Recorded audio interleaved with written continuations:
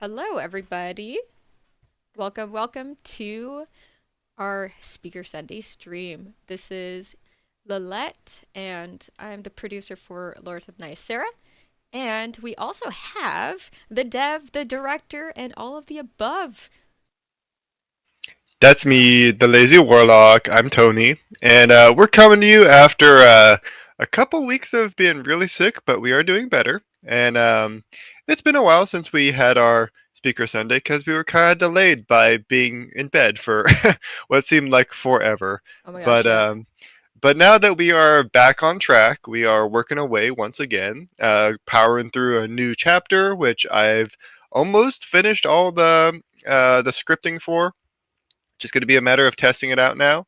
Really happy with all the new magic I've created, all the new characters I've introduced, and some of the new mechanics that I'll be trying out in this shorter chapter. So things are good. I think I'm now that I'm kind of over the hump of feeling sick, and I can put in like a whole day of work now. I'm feeling a little more positive, whereas like I had a couple gloom and doom days of like, am I ever going to be better? Is this just my life from now on? Just Yeah. being sick and tired. And now that I'm past that, I am working mostly normally now.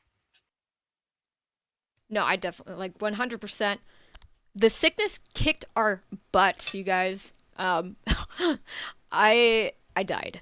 I actually just legit felt like I was dying. And I think there was this point where we're like, okay, you're the better one, so you take care of me now. Yeah, pretty much. Whoever had like a little bit of life left in them was like changing out nasty sheets and feeding the other person Yes. like, "Here's your gruel, babe. I know I'm gonna die pretty soon, but I want you to know that I made food for you." And then like pass out on the bed next to them. I know that sounds dramatic, but seriously, it was death. We did have a really funny moment where in my like sleep delirium, right? Lilette was like having her like coffee, hard to breathe moment while she was sleeping. She was fine. She wasn't at any risk. Oh yeah, it's But really normal to like basically have a hard time breathing. like when you're sick and your lungs are all messed up and anyways, it's like everyone gets sleep apnea more or less, right? But hers was I am becoming a zombie any moment kind of noise. So, and I was just coming off like a whole bunch of Project Zomboid gaming, right? And I'm watching like a new series in The Walking Dead, yada yada yada, right? So I'm like preconditioned for that noise of someone is about to turn, and my brain, like my sick addled brain for a moment was like, oh my god, if my wife turns, what am I gonna do? I'm super sick, I can't defend These myself. are the thoughts you have when you're basically sick also. So, Yeah. yeah, he had his my wife is turning into a zombie thing. And then, we had recently gotten done with a pretty big achievement. I'm not going to mention what it is just for privacy's sake, but really big achievement. And he was like, "Oh, well, it might look bad if I tell, or will I be implicated if I tell, you know, the police that I had to take out my wife, you know, because she Before was she turning turned. before she turned. Like, how is that gonna sound? It's gonna make us sound crazy. So, yeah, definitely. No sir, killing your wife before she turns into a zombie is not a legal defense. I like if I if I was there, I would just be like, officer, he's right though. He's right though. Like, literally, I mean, I wasn't conscious at the moment, but I definitely support him. Yeah. So, anyways, okay, right into the stream. Yeah, we're really happy we're better. We're back in the swing of things. But holy crud, 3 weeks. That it feel at least for me it was like 3 weeks. I think lazy was a lot better 2 weeks, and so yeah, so essentially super happy to be back, and we've got well actually Tony or lazy, what was the last update you gave? Like, where were you? So the last update I gave was about, I don't know if we did a Speaker Sunday for it. I think we did, but for the battle animations, I think was Yeah. our last big update where we mentioned that we are not only working on them, but they're in progress. So I have Did you do a voice? Did you? I've actually hired on a my brother to help out with some of the animation work Uh, because he is very much into animation and he's been looking forward to some kind of project. So we are going to see how it goes. It might take a little while to get him up to speed to match the art style and whatnot. But yeah, so that was the last big update we did, and that was before I worked on pretty much this whole chapter that I'm on right now. and just side note, we're not committing to battle animations. This is actually part of what we call, at least in product management, scoping. So we're Yes. effectively like trying to figure out, trying to get an estimate on, hey, if we funded this just out of our own pockets, like battle animations, get this on the roadmap, like how much would it cost? How long would it take? So those are the kind of Right. like general stuff, like the estimates we have to do before we basically say include it in the roadmap. So yeah, so just a side note there, like we would, long term, because like I It's very imagine, much in the testing phase. yeah, no, not even testing, right? Like, I mean, I see what you mean there. Like with testing, right? It's where you are kind of poking and prodding and testing. Um, sorry, I might be getting semantic here, but it's like Yeah, it's cool. it's like it is recon. Yeah, it's more like a recon mission. Where it's like you're not actually going out to do like necessarily a mission. It's like pre-mission. Okay, yeah. Also, hey, Ed and Soft, I see you in the chat there. Hey, What's up? we're not sick anymore. Kind of. we're, yeah, we're well, yeah, we are still kind of sick, but we're like less sick, so that's basically a win. We're like basically not sick. We're not dying at least. Yeah. But he says, "Love those character designs." I really do love Yeah. these character designs. So, okay, officially now, let's get into it. Like, what do you got for Yeah. us? Okay, yeah. So I always kind of like to do these speaker Sundays, right? I cover a little bit of what I worked on for the game itself. You do? I like to show off the artwork I've been doing Yes. because that's most of what I got to do for the last month. So that's what I get to show off the most. Um, and I dive into the lore behind the chapter itself, right? So the chapter I'm working on, it's technically the first interlude, right? So there's the big main story chapters, right? You're on these big maps, you're fighting armies. There's crazy amounts of stuff going on. There's multiple stages to it, multiple objectives, right? The interludes are kind of like the prologue. They're a smaller map. They have usually only one objective. You're only introduced to but you're introduced to a new faction usually, right? So new faction, new story related stuff, so that you can just focus on that, right? You can focus on who are these people, what are they, take in all like the new designs in the world, right? And that way you don't have just so much shit being thrown at you all at once, right? So they're much This is more a manageable for family players. channel, Lazy. Uh, There's so much junk being thrown at you. My yeah. apologies. Okay. Um, Just kidding. I really don't think this is a family channel. There's like, it's a full-on war. We don't do we're going to send out a 13-year-old and call it like not war, but also like university, but also like, you know so what I'm talking about. not to get super distracted, but I do remember when I had to like report the content in the game for Steam, right? And it was like, does your game include violence? Yeah, it includes violence. Does your game include sexual like mentions or anything? Well, yeah, technically people do talk about like sex in the game, like they're all adults and whatnot, and there's romance and stuff. So yeah, there's like some mentionings of sex. Does your game include drugs? Yeah, well, there are some like world built things in it. There are technically narcotics We that have are part of it. mushrooms. So it's like, damn, this is like and then like once I got like the rating back, it's like you got a very mature rating for your game. It's like shit. I didn't even intend for it to be like. There's not even a whole lot of swearing in the game. They use like made up fantasy swears, right? But according to like, oh, they say a few bad words. It's a mature game now, which I guess is good in its own way. But it was just funny how easy it was from my like little indie game to suddenly not be PG-13. Right? It's like went from PG to R. You're Pretty like, much. what? There's only like a little bit of murder in it. I don't even know if there's murder actually. I mean, Maybe at there's least an they didn't assassin. ask about some of like the really grody world building stuff where it's like, does your world building have diseases which cause the complete assimilation of a person into a different being as they lose their minds? Do they turn Yes, into they do. pudding? If the answer is yes, you are R-rated. I don't actually know that. No, they don't turn into pudding. I They don't mean, even turn into. they turn into nasty stuff, but not I thought there was exactly like a pudding. necro spell of some sort in your game that like legit did some pretty terrible stuff that's like kind of banned and we don't talk about it and we're not going to talk about it and yeah, that's a different stream.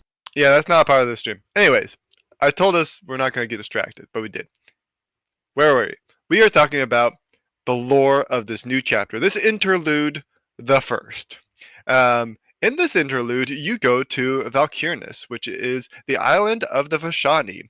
Who are the Vashani? Well, they're a part of the Ahnvalan species because we had to distinguish this. So they are, in fact, a totally different species than the regular human looking people in the world. And if that wasn't evidenced by this lady on the left's glass arms, then I don't know what else is because these people are way different than your regular Gashin, which a Gashin is a human, as far as anyone in outside of my world building is concerned.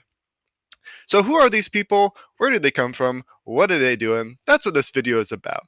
And you won't need to know this stuff for this chapter. It'll be explained for the most part in game, of course. But this is one of those deep dives that I wanted to go into because I feel like we haven't really talked about these really important people in the world of Nysera. So let's start with just what we're looking at right here. We have Ahnvalans, beings born of magic. And that is a very literal part of their personalities and their being. They are made from magic. These are a created people, actually.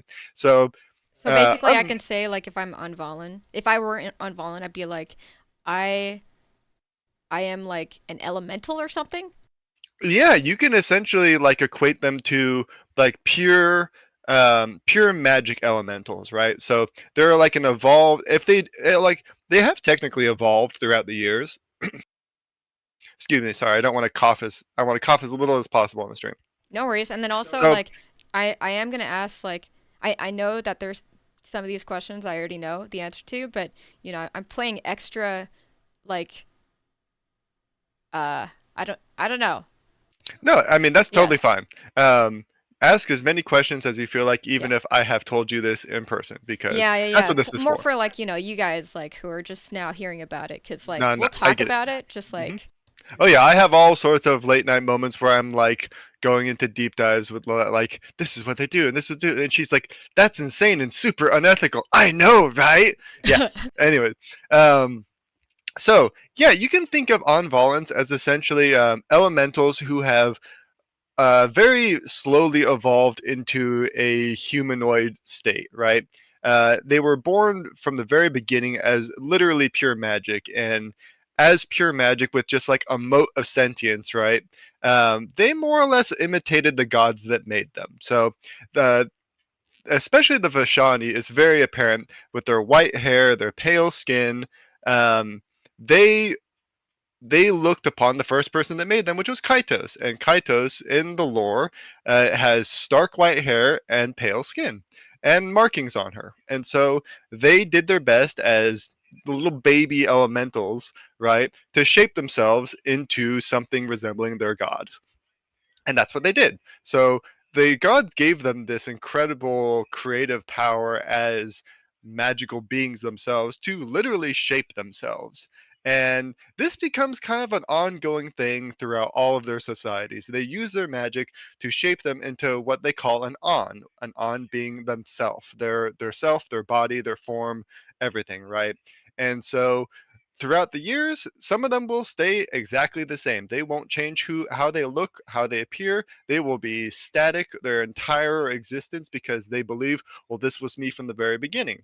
Whereas there's others who believe that they're on a constant pilgrimage to find who they are and how they look and how they appear. And so there's some people that by the time of the game, they have transformed themselves into almost godlike looking beings, whether they be the Iru, which are giant birds, or sometimes relic beasts, which are giant, strange-looking animals that tower over even the highest buildings, right? So there's all sorts of forms these people can take because they were gifted by the gods this ability to shape themselves. Um, it's one of those cases where the gods kind of knew, like, you're not on my power level, you're not going to be a god yourself, but I'm going to give you just enough to see what you can do with it, right? That's how I would describe their relationship with the gods.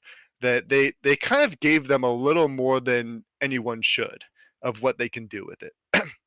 So, you got this little quote here, which is, "We were born from the light of the forge." The forge is essentially what people in the world refer to as the source of all magic. It's this spinning spiral of energy that awoke all the stars in the night that essentially Kaitos, the creator, discovered, and she reignited this forge. Um, and the magic that comes from it is referred to as Vala. So when you look at their names, it says Ahnvalan. Ahnvalan means body of Vala, which is magic. So that's literally what their name even means, is people born of magic. So real Um, quick, yeah. lazy. So real quick, you've got like this word you created, yeah? Uh-huh. Okay, so I know you were inspired by like folks who have world builded and also incorporated their own language. Yeah. That's awesome. Yeah, so I am not a conlanger too. So people who are, we have a few friends who are really into that stuff, and they will probably be like, "Man, you got a really lame ass runic language here. You didn't even include X, Y, Z." And I was like, "Yeah, I know. I don't know that stuff, okay?"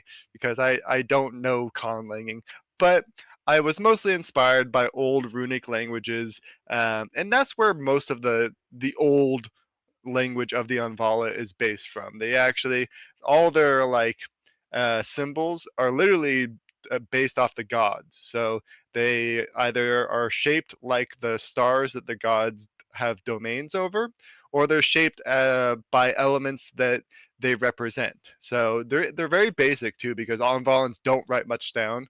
We'll talk about that a little later, but yeah, their like entire language is based off of literally their experience with the gods, because they really want to sell to, like, especially like people who come into this world and are really interested in the lore, right? The Ahnvalans had a really close association with the gods themselves. Not only were they like, they knew they were made by them, but they essentially got to like sit on the sidelines as the gods finished making their world, right? So they were there for the whole deal. They saw the mountains rise out of the ground and the seas get made and everything, like all the lava being cooled by like the gods who are like literally finishing their world, and then they're like, all right, we're out of here, bye, and then they left them to their business. So, and ever since then they have been in communication with the gods, learning from them how they did this, how they did that. They learned how to be immortal from the gods. So we'll get to that in a second, but for this last part of the quote, it says, "And they were shaped by the hands of the gods and called to these lands to do as we will." So this is a direct quote from her, specifically on the right, Yendar. So she's a very ancient member of the Ahnvalans, and we'll get to that in a moment.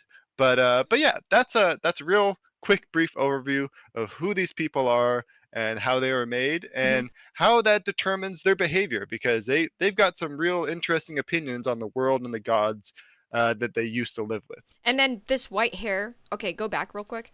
Yep. So the white hair, I just have questions about this because this is something that you see like if you pay attention to the hair colors, like you see a lot of red hair, you see a lot of brown hair. Um, okay, so how about the white? Does that signify like if you have white hair, do you have Ahnvalan blood? Is that what you're kind of suggesting? So white hair is actually really common in Nysera. So unlike the special albino people of most fantasy worlds, right? White hair is like blonde hair essentially in Nysera. So yes, it does indicate that you probably had some lineage with an Ahnvalan. There's people who have literally no lineage with with Ahnvalans, but they have like, they can have literally just white hair because that's just part of their genetics, right? Because it's just like, because the humans, they are an offshoot. They're actually like, the Ahnvalans see the humans as a de-evolution of Ahnvalans, actually, because um, this isn't a big spoiler, but essentially humans in the world are Ahnvalans who cannot communicate with the gods. Ooh, They that's actually they that. actually have no like means to do it through magic. So they and no one really knows exactly why the original Ahnvalans who decided that did that, but because it's been so damn long and nobody wrote any of it down, right? There's just like there's a few people who have their suspicions. There's a few people who actually do know, right? But they're either dead or they are not around or they're not they're pretty tight-lipped about it, And right? then real quick, like the Ahnvalan, okay, just Yep, timeline wise, in comparison to the game. So when you hop into the game, are right? what has already kind of happened to these guys? I know Oh like we're yeah, a probably gonna lot. start from the you're probably gonna go into the history, but like, can we get the short, really quick summary? Yeah, Tease us a so little bit. you can view Ahnvalans right in their timeline as they've been around longer than anybody by far, right? So think of like the timeline of when humans or even considered humans, right? And That's like and one of the Edensoft bros too commented like, are they like the elves in they're from Lords of the Ring? You know? the closest analog would be elves, right? But I think elves are almost too like simple of a descriptor for these guys, right? Yes, they live forever, but they don't live forever because they're just born that way, right?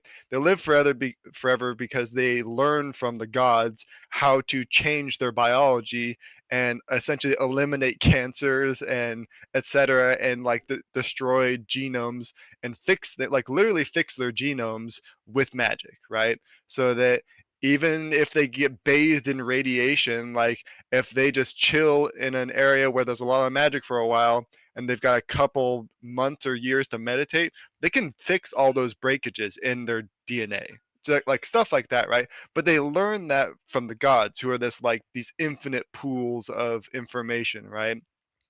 So they they are like elves, but they're also I also describe them as more like imagine people who had the power essentially like the power of gods, but they didn't care about anybody in any meaningful way, right? Except themselves, like except proving to the gods that they were worthy of that knowledge, right?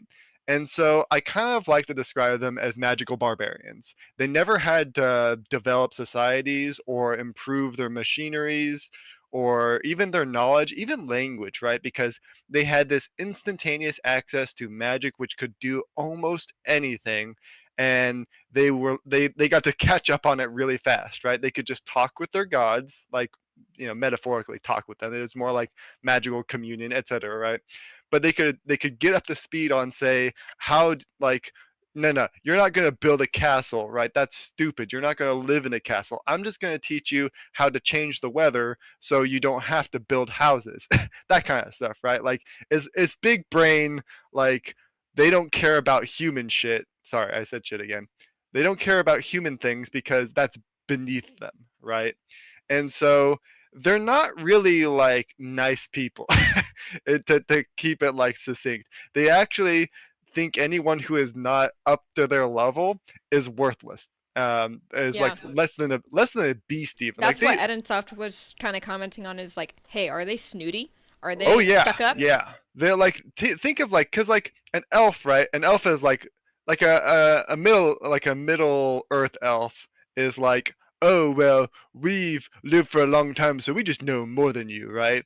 But they'll still come to the defense of the humans because well we gotta kill Sauron because he's too evil, right? These people, they don't give a crap, right? If there's a big evil army that comes up in the middle of say Ahnvalan, right? And a Sauron equivalent shows up and is going to dominate all of Ahnvalan, but that Sauron is Gashin. They're like, he ain't gonna live. We'll just outlast him, right? We'll live for another 1,000 years and let this loser and his empire die out, right? They don't build empires. They don't build giant societies, really. They just kind of do their thing, and not many people can stop them. Yeah. And to give you a time scale, right? You asked about time scales. Yep. So these people literally live forever and without any level of aging unless they want to, which is really weird amongst them, right? Like Right. rarely do there like is anyone like, yeah, I embrace death, right? Which is essentially what the Gashin offshoot did, right? They essentially embraced, I don't want anything to do with your 12 gods. I'm going to go on my own. And they died, right? And that was seen as very strange and almost like insanity to So them, the right? Gashin are mortals, and the Ahnvalans are immortal. Yeah, essentially. Ahnvalans can still be killed, right? You can still, if you do enough damage to them, they will die. But they also are really, really hard to kill because they have full control over their biology and they have access to magic and they understand it on a fundamental level. So if you hack off one of their arms and you don't literally destroy the very concept and existence of that arm, they grow it back and they can grow it back in like if they have enough juice, they can grow it back in a couple minutes, actually, right? Or seconds if they're powerful enough. So you gotta seriously kill them when you kill them. And this lady on the left here, the only reason she's missing those arms is because she lost them to a god. So the god literally took her arms away and she had to make new arms from magic. And otherwise, she would have just regenerated them. So there's some crazy stuff that they deal with, and their stories are so old and ancient. Like I even as like a creator and writer cannot cover it all, right? Because they live for hundreds of thousands of years. And I think that's the difference between them and say elves, right? An elf in like Middle Earth is like they're maxing out at like 3,000 years, right? 3,000 years, and that's a crazy long time still. But these people live for so long, it's almost unfathomable. And a lot of the tropes about Ahnvalans especially, or not Ahnvalans, but like immortals, right? Is that, oh well, all immortals will eventually go insane or some bullshit, right? But they aren't like that because they were made to understand immortality, right? Their biology is actually inherently able to grasp living forever. They don't have existential crises of like, what do I do with the rest of my life, right? They do get fixated on things because they kind of learn to like embody an idea even. Some of them almost become kind of gods in their own ways because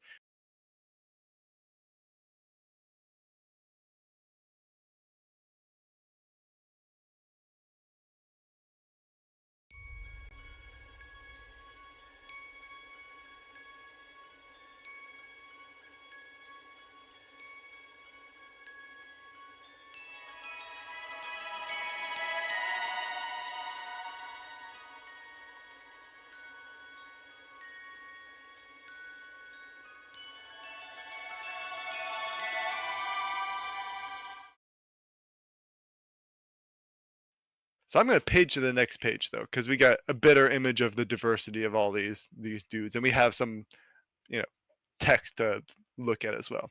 We lost connection, you guys, for like a hot minute. Well, I lost connection. So yeah, we're back. Yes, Tony, yes. Lazy, can you cover just like the last minute? The last Yeah, minute? so I'll just quickly repeat what I was going on off. I Yeah. don't remember what I had stopped at, but more or less, I was talking about how uh, Ahnvalans do not struggle with the kind of trope of the immortal people going insane, right? Or kind of this malaise of, well, I'm immortal and I've seen all the stupid crap of the world and blah blah blah, I'm kind of jaded to everything. They don't struggle with that. They were essentially made in mind to be immortal, right? They were created by the gods with the expressed intent of, you will live essentially forever as long as you serve me, so I'm going to make sure you can handle that mentally. So they don't really go insane unless something actually crazy happens to them. And that's one of their only, like, I would say fears, right? Is that they actually go insane through some outside force and they live forever being insane. That's one of the only dooms that they actually are terrified of. And I say that because they are also, and this is a really deep lore bit, and it's going to take, it would take too long to really go over it. But there's a really unique quirk about Ahnvalans, and that's that they literally don't fear anything. They are actually incapable of experiencing the emotion of fear, which is a very alien thing to humans, because fear dictates a lot of what we do, right? We fear death, and so we try to survive, and we will struggle to survive in insane ways, right? To escape that. We fear even simple things, right? Like bugs or snakes, like obvious stuff that prevents us from hurting ourselves, right? But Ahnvalans do not experience fear in that way. They understand like survivability, right? And they're not stupid, but they are reckless because they can recover damage so quickly, and they can essentially make themselves immune to certain types of things like fire or ice or any number of elements, right? That they can just willy nilly go into battle and know that they'll probably make it out just fine, right? Okay, As so are long there as any evil and benevolent ones then? Or just is that like kind of out the anything, window? yeah. So in the perspective of maybe the Gashin world, right? So it depends on who you ask, right? If you ask, say, a Judasian, right? Are Ahnvalans evil? They would kind of be like, well, Vashani are, or yeah, the Hyathan, super evil. We hate them. Like, there's certain divergences, right, that have really bad relationships with Gashin, because some of them hated them more than others. Whereas some were pretty benign and some were actually helpful. So the Lagani, for example, so this character on the left, she's a Lagani. The Lagani are seen as very very much opposed to the general ideals of They Ahnvalans. always remind me of tieflings too. Like, They're very much like tieflings, but think of like tieflings are kind of the scorned people of like the of Faerun, right? Of like the D&D world, where they're kind of like, ooh, like I don't really trust them because they're touched by demons, right? Amongst the Ahnvalans, 100% that's the case for them. Amongst Gishin, they're actually one of the most beloved and only trusted Ahnvalans because they deliberately went against their own people to support the Gishin. And so they have a really interesting relationship with especially the Judasian Kuldari, like northern continent, because they've been in close association with them for a really long time, almost as long as Gishin have actually been around. And so they are easily the most intermingled of all of the Ahnvalan Gashin societies. And so in that case, people love them actually. Like the regular Gashin, they see like, essentially a horned demon looking person, and they're like, "Hey, you're a chill person. I like you," because they essentially they're good, right? They're just another member of their society. But if they stumble across, say, this person in the middle who is a Hyathani, they would shit their pants because these people hate the Gashin. They despise them almost more than any other Ahnvalan and I'm divergence. sorry, there's a couple people in the middle there. So Yeah, so like dead center, this dead person, center. Okay. dead center, the person with the crossed arms, and then actually right above them, the two sideways faces in profile. All three of those people, those are all Hyathani. They're storm people, so and their whole shtick is constant challenge and testing of other societies. And So so I see four of them on the screen, right? Is that correct? no, Or there's only three. There's a few. So only there's three? lots Okay. of ones that kind of cross over because there's certain similarities you will see in lots of Anvala. The first one is the marking. So Anvala have these markings on their faces, and they're essentially birthmarks, but they also they correspond to sort of natural glyphs and symbols that occur just in nature. So there are runes in the world, but they're not really like there's language runes that they invented, and then there's runes that are just kind of there, and they're sort of inconsistent, but really they're just associated with certain patterns that magic makes. And part of Ahnvalan biology is that they conduct magic through their nervous system. So they literally have a like it's part of their bodies, right? And those pathways that they make, they actually slowly etch themselves into their bones. And so there will be consistent shapes that show up based off of elements that they associate with, spells they use all the time, or even like elements that they are aspected by, so that they are literally like they were born under a certain star, right? And it marks their body. And so sometimes they're all over the place, and sometimes they actually will change them themselves, right? So they'll elongate them or add more swirls or whatever, because they're essentially a form of decoration after a while. They're both birthmark and kind of like a tattoo and kind of like scarification. They're all these things mixed together, and almost every single Ahnvalan has them, and they're almost all different. So you can just kind of think of them as like it's their facial decoration, but it occurs on the rest of their body as well. But it's most prominent on their faces because those are the places where, for one, the skin is thinnest on their face, and the bones and that scarified area on the bones shows through, because magic just passes through the brain naturally, because it's the central nervous part of the brain, of the system, and so a lot of magic goes through their head more or less, and so it appears on their faces. But for if they're old enough, they'll actually be all over their body. So their arms, their legs, their hands, especially, they'll show up. You know, I wouldn't. I'd be like, count the runes, honey. That's how you know how old they are.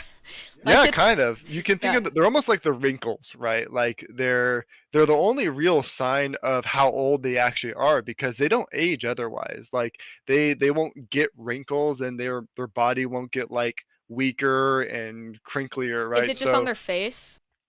it will occur on the rest of their body, but lots of times, like kind of like how I said before, right? They really stick to this idea of finding themselves. Like you can think of it like almost every Ahnvalan is one of those kids where their parent was like, "I'm not really going to show you what to do in life. You need to figure it out yourself," right?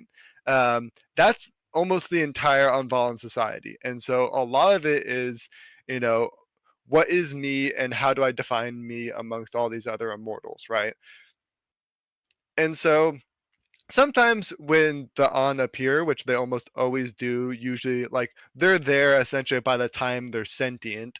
Um, Once they appear, they usually have figured out a bit of who they are, and if they say this is me, then they don't change it, right? And they'll actually go out of their way to make sure that like whatever scarification or more symbols that show up on them don't do that. So they will make them go away. But some are proud of how old they are, right? And so they will just be riddled with these lines all over their body, to the point that there's almost no semblance of what their skin even looks like, because it's just these magic lines all over them. And sometimes they're consistent and they're symmetrical, but if they're kind of a chaotic individual, they might just be swirls and just like churning, spirals and whatnot. So it totally varies. And again, there might be some who are like, nope, I figured out who I was the day I was made by the gods, and I'm not going to change. That's Yendar, for example. Super stable, never changed,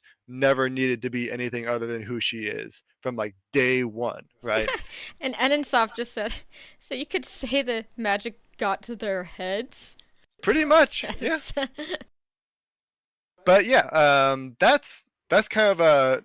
Other than that, like there's a ton of variety in how they appear. The only other consistent thing is almost all of them have taloned fingers. So that's just another thing that they imitated their gods, and their gods, for whatever reason, had taloned hands. So all of them have sharp, almost claw-like talons. Okay, but do they capture small birds though? No, but they all do have predatory eyes. So it's hard to see here because it's pixel art, but they all have vertical pupils, except for the ones that go even further with whatever animalistic features they take on, and they often take on like different shaped eyes, So you right? just have to approach an Ahnvalan and just be like, they can't see you if you don't move, like T-Rex style. They have like a little blind spot, maybe. That would be the only thing I can think of, right? It's like right in front of their nose is maybe a teeny little blind spot. Uh, okay, so that's like cat Yeah, they basically. have cat problems. They don't have T-Rex problems. Oh, okay, all right. That's a good distinction, you know. I think that should have been a fourth bullet point. Not Fourth more bullet. leaning like cat, less T-Rex. Right. Yeah. And in this video, we're not. So I have here in the little list here. There are 12 different racial divergences, and there's Aha. even smaller sub ones that are less recognized, but they're kind of there.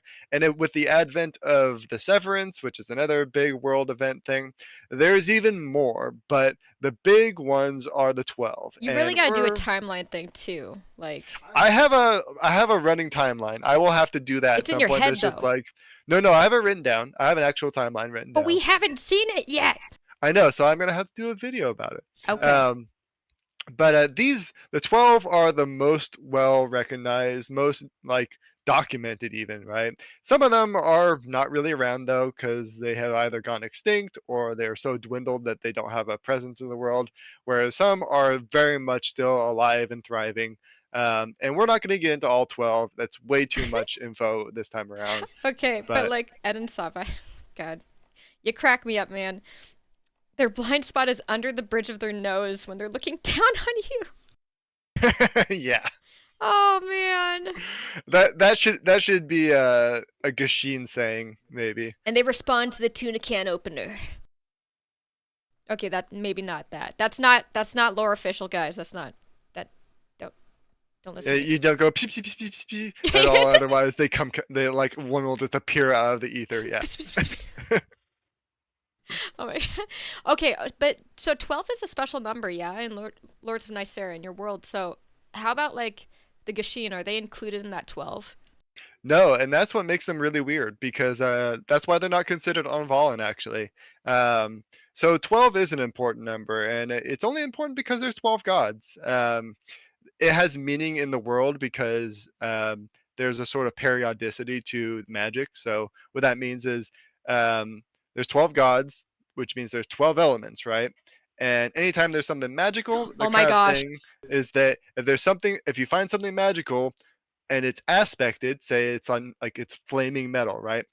Then you can guarantee there's going to be 11 different versions of it, right? You're going to find 11 different metals that have elemental varieties because if magic can do something in the world and it does that element, it's going to do it in all the other elements in its own variety. Um, so that's why I like when the Ahnvalans were made, just kind of by nature of the magic that was established in the entire universe of this place, right? There was going to be 12 divergences. That's why when this kind of 13th divergence, you could maybe call it, of Gashin popped up, it's kind of heretical, right? Like, because that has too many implications for for the Nyserians at the time to have handled, and But also and they're like the Gashin is like the normal type, like in Pokemon, the normal type. No powers, right? yeah, no powers. But asterisks on yet maybe, right? Because the kind of the notion amongst the more Gashin friendly Ahnvala, right, Ah, I is get. that Yeah. they essentially consider the Gashin to be evidence, at least, of a 13th god yet to be.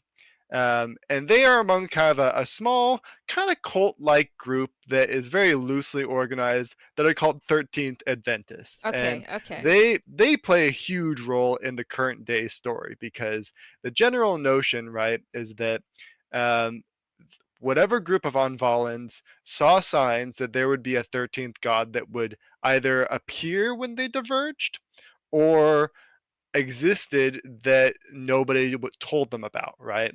And so when they did diverge, they were kind of hoping it would make it happen. It didn't. In fact, it kind of just turned them into pariahs and they were hunted down by the other Ahnvalans because it was more or less sacrilege to even consider that there's a 13th outsider god that could challenge the 12, right? Or be a part of the 12 because they learned from the gods whether or not it was propagandized or not, right? That there's 12 gods and there's 12 powers and there's nothing else in between. And who's Right? they? Ahnvalans learned from the gods, right? Okay. This like fact of the universe, right? That there's 12 gods, there's 12 elements, and there's nothing in between. And so when a 13th one comes up, it's like, nah, bro, that's not gonna happen. Yeah, Like it's that's like a facet of their life, right? And they know that because the gods who made them told them that. At least that's their perspective, right? but Um, but lazy though. Lazy. So, you know, they start out as the normal. What I'm hearing is they start out as the normal type, and then fairy type is introduced, and then all of the normal Pokemon just get fairy powers. Except for the Pokemon that remain normal. Okay, well, they're just not. Snorlax didn't become a fairy. I'm He's sorry. special enough. I love Snorlax, but he ain't no fairy. He's mostly personality. Okay. Anyways, that's a big. This concept, the 13th Adventism, is a huge plot point in the Nyserian world and the stories in general. And that's kind of where the difference between Gashin and Ahnvalan society really comes from, right? Is this kind of hanging question of who, like, is there a god for these people, right? Um, and in the state of the world at the moment, the answer is no, right? For the time being, there ain't no god for the 13th people of the Ahnvalans, and that's why for the most part, they see each other as completely different people, right? You're Gashin, you've abandoned the species of Ahnvalan to be whatever subspecies you are, and so they describe them as Gashin, which to them it translates as less than filth actually. So they see them as filthy creatures, as not only like almost this perverted mentality of being able to change the godhood itself and the world itself, but also like they abandoned who they were, I like right? how when we asked you the question earlier, or when Ed and Soft asked you the question earlier, hey, are these guys stuck up snooty booties? They And then are. you basically just like answered it a different way, and then we later learned that they gave this 13th race a, a name that that translates into that. And you're Yeah. like, maybe you could also open with that and basically To answer the question, are they snooty? No, they're racist. Right? okay, Like they're point. actually extremely bigoted people to like Gashin. They see them as filth, right? As like worthless, like less than worthless, as like needing of cleaning from the world. Like that's how bad they see them. So I don't think they're snooty. I think they're actually kind of genuinely evil, right? By all metrics. But again, that's some of them, not all of them. Because if you ask a Lagani, one of these demon folk, like they don't call them Gashin, right? They call them by what the Gashin refer to themselves as, which is usually just like wherever they come from, right? So they don't call them that. Whereas there's some that definitely do, and it comes out pretty strongly in the conversations, right? They just straight up don't want them around, and if they are around, they usually kill them. They just have no problem with it because they see them as more or less like bugs to them, like cockroaches that are just dirtying up their floors. So they have a long and storied and very bloody history with Gashin. And we haven't touched the timeline, I know, but um, to try and put a little perspective in, right, of how long these people have been around. And I don't even have I don't really like giving exact numbers on things, right, where it's like, it's been exactly 100,000 years. Like, because these people don't count the years, they don't need to. And so I kind of like the idea of they don't even know how long they've been around for, and so it's not going to be bothered to mention. But you can think of like the world was made, they watched it happen as little motes of sentient energy, and then they formed themselves, and then they figured things out, fighting each other, competing for the interests of the gods for maybe like a couple 100,000 years, right? Maybe honestly even a million years. I don't even know. They just went through all sorts of crazy cycles of fighting and discovery and magical exploration, reshaping the world, destroying the world in certain ways, like crafting new mountains and whatnot for some of them, like totally wild crap, This right? is like when it's appropriate to say, I don't know, a million gazillion years. Yeah, like literally, like I mean, I'm not gonna go like billions and billions and billions, but like you know, roughly like time scale, like maximum a million years, right? Okay, I mean, Minimum 100,000, right? Because like again, I don't even know how it fits into like my little human brain, right? I don't even know how to comprehend that as an individual, and so to like give an exact number is like I don't even know, right? Like I haven't even been around for flipping barely 3 decades, I right? mean, So to talk about like even 1,000 years is literally unfathomable for me. So I like to think of it as like they don't know, the people who meet them don't even really know, and there's no point, right, to like trying to figure out the exact time that they were around. But the times that do matter are when the Gashin finally mustered up the ability to make a space for themselves in the world. And this was after, again, indeterminate amount of time happened where Gashin were essentially exiled to the dirtiest, darkest, deepest parts of the world where the Ahnvalans either could not find them or didn't bother to go to exterminate them, right? so so Mr. Blonde, and we've got some people in our Discord, Cool. and chatting it up right now. And Mr. Blonde asks, so random question: if I use an anti-magic field, what would happen to the Ahnvalan? I thought that was very keen, and you know what? Feel free to parking lot that one because I kind of know the answer to that one, but just wanted to cue that up for you. Yeah, so that's a great question because they know about that weakness they have, right? They're not too happy about it. They don't just die; like they are born from magic, right? Like they started as little motes of energy, but they figured out pretty quick, right, that even though there's magic in the world, there's also the element literally of no magic, which is the void, right? Where there just no magic exists, and there can be cases where they are either facing off against another Ahnvalan who understands that magic and can utilize it, or there's just places where magic don't exist or is really sparse, right? And they have the biology to survive in those cases, right? But they don't like it, obviously, because they live most of their lives. And we can maybe jump. I think there's a little blurb. Yeah. So this is literally about that answer. So they don't have to drink, sleep, or breathe air even, right? They can essentially live off of the just magic that's around them because it's everywhere, right? This is a high magic world where there is just like magic bleeding out of the rocks practically, right? And they understand how to utilize it to the maximum extent. So they don't care about the regular levels of survival that the average human cares about, for example. But you throw them in an anti magic field, and suddenly they have to rely on more or less like an atrophied um, physical body, right? So they've got guts that technically work, but the guts are like they haven't had to deal with even bacteria, right? Like they don't even like eating food because their bodies are so bad at digesting it like normally. And they can like if they got just like a smidge of energy, right? And they know they're going to be going into a really bad anti-magic zone, they might actually prepare their biology to deal with it, and they might literally go hunt and kill something and eat it just so like they can deal with that situation. But it's bad business for them if they can't use magic at all times.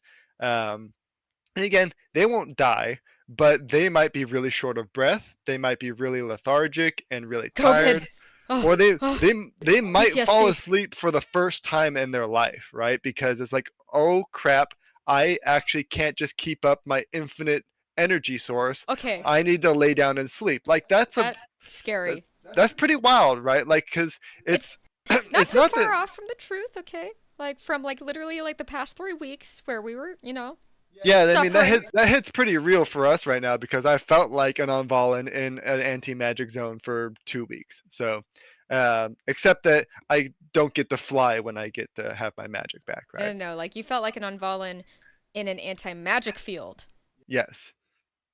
because you ain't no snooty booty. No, no, no. I ain't no snooty booty.